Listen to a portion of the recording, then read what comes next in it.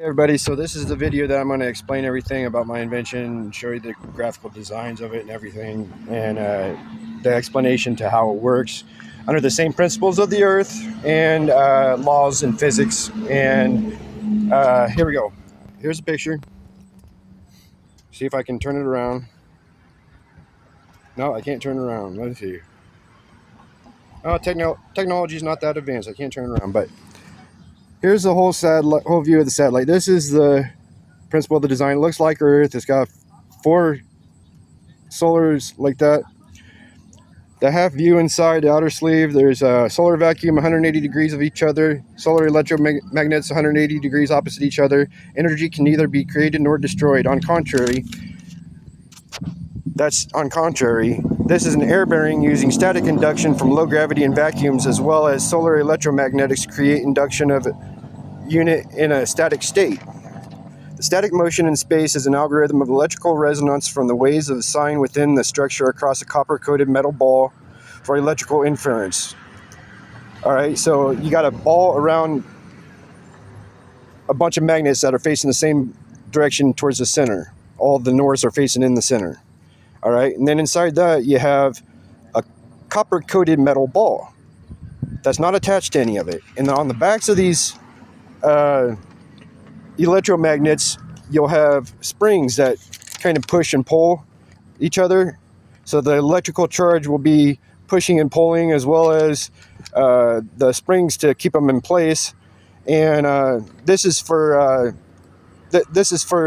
like the spongidity of the apparatus to have like shocks for it. So the static motion in space is an algorithm of electrical resonance from the waves of the sine within the structure across a copper-coated metal ball for electrical inference. This is done through induction of the magnets facing inward from equal push and pull refractional margins. These margins can be controlled by springs connected to the back outer edges of the magnets to give resistance with shock absorption, as well as be the binding factors of the magnetic sphere within the sphere.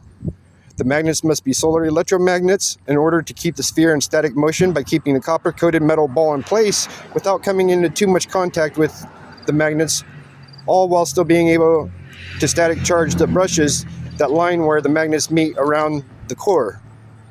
The brushes act like static ports to the copper coating around the metal sphere inside of it. This is an all-encompassed electromotor at this point. The key is output equaling more than input is a multitude of the multi-technological electrical use. The outside of the sphere would also have solar vacuums to regulate the pressurization of the chamber for brakes to be fully frictionless as to create air bearings electromagnetic induction within this design.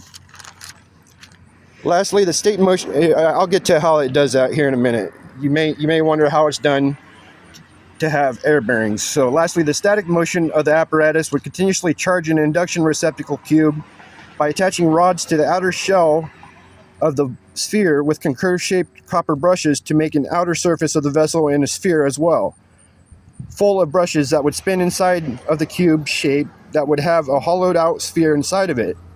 This keeps the static apparatus in a containerized receptacle for safety and collection. The cube would have to be depressurized, while the inner static sphere would be pressurized. The outer cube containerized receptacle would be made of see-through materials for the inner static sphere to charge in order to create motion around the copper-coated metal ball that would stay in a sense of motionlessness.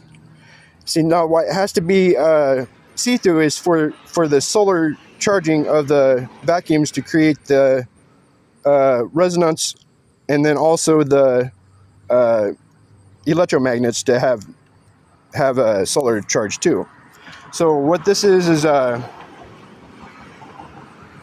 cube receptacle would have convex metal corners inside of the 8 places, allowing this to be possible. The metal corners on the outside would have a magnetic hollow tube that was ran by solar ports and inputs on the corners through an inductor tube. The inductor tube would be channeled to the opposite corner of the cube for more electromagnetic induction, this time for the cube to have a containerized battery function.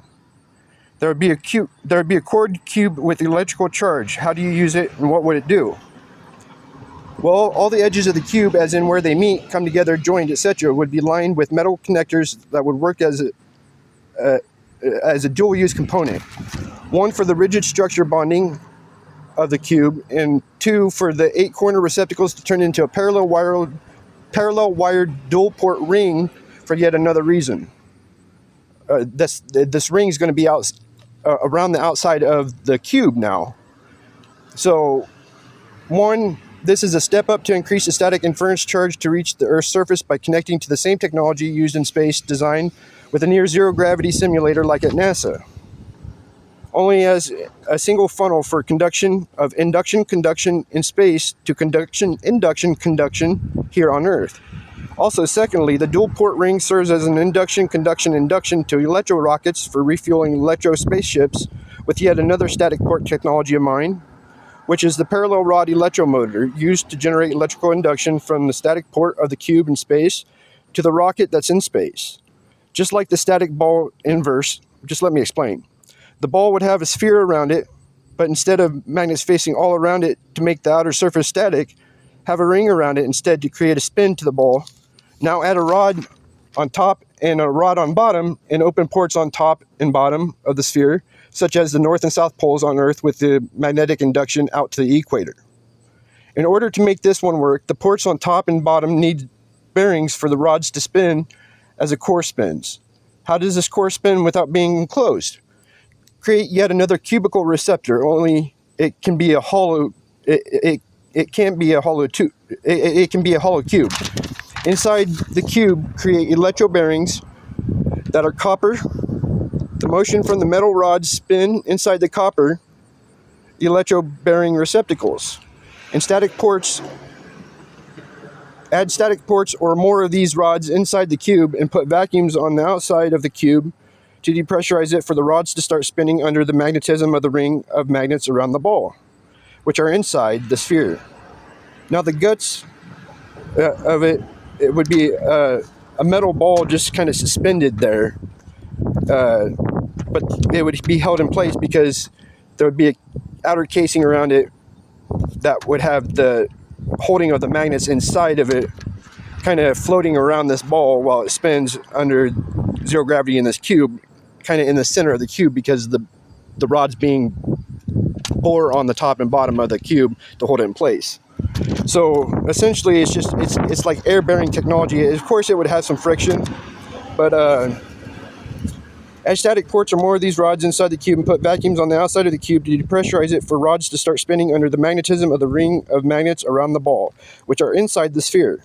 Now the outside of the sphere will create induction if the sphere is one giant one inside of the cube, where in order for the sphere to fill the whole entire size of the cube, it would touch on all faces in the center.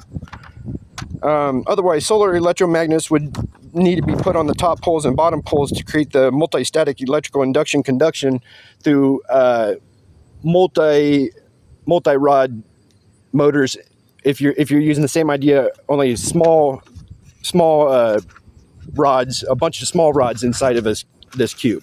So there's a couple different motor ideas that I have there with that, using induction conduction and conduction induction conduction. And the way this works to travel from space to here on Earth is with the conduction induction in space. That's the same as creating a top of a funnel. And if you have one here that's conduction induction conduction, it's the other end. So if there's electrical charge and it's static, let's say you rub your feet on a carpet, right? And then what do? You go up and you touch somebody and it jumps, right? Without touching them. So that's essentially what this is going to do from outer space to Earth instead. And it won't shock anybody, but it'll go to these ports because they're going to be so technologically advanced with the conduction, induction, conduction. It's the magnetism that it reverts to for the sine waves when it goes in and out. And that's all I have. That's how I have my invention. So please know I'm going to patent it and I'm going to get help.